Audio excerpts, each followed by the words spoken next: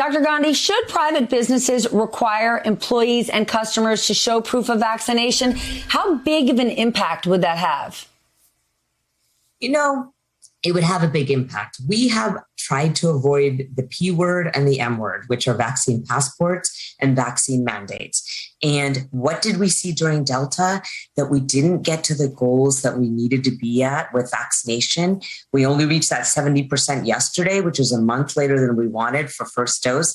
And this is now the conversation. It's passports, it's requirements. And everyone is so tired of the pandemic that you will see that places like businesses can have a huge impact by saying, hey, you can't come in here unless you're back.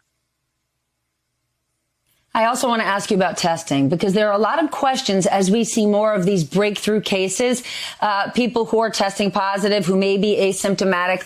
What is being done right now with testing, and what do you think needs to change? The problem is we're using the same testing paradigms that we did before vaccination, after vaccination. So what do I mean by that? If you are asymptomatic and you test for whatever reason, though right now that's not what the CDC is recommending, you could have a very little amount of virus in your nose and you will still be positive and you will have to quarantine. So the problem with all of this is that if we test people and not somehow account for their level of infectiousness, you've just proven that someone's asymptomatic and they're not infectious. And that's actually not a vaccine failure. That's a vaccine success.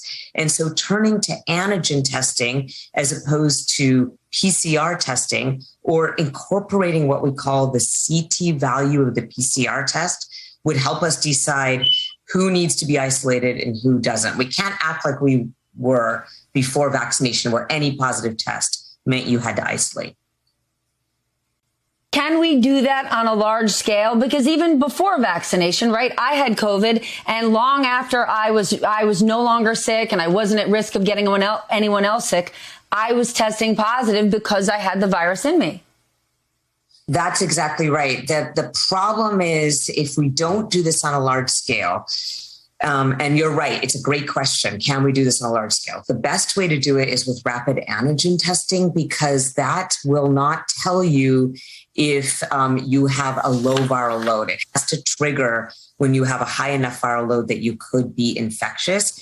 And if we're going to use the PCR test, we have to incorporate cycle threshold. I know your point is good. Can we do it on a large scale? We can if we want. Any PCR test has to tell you how many cycles it has to go through before it triggers a positive. If we don't shift to that, a lot of people are going to be sitting at home, especially during Delta, when it's so transmissible, and a teeny bit could be in your nose, and people are going to be sitting home when they don't need to be. So if we don't change our testing paradigm, then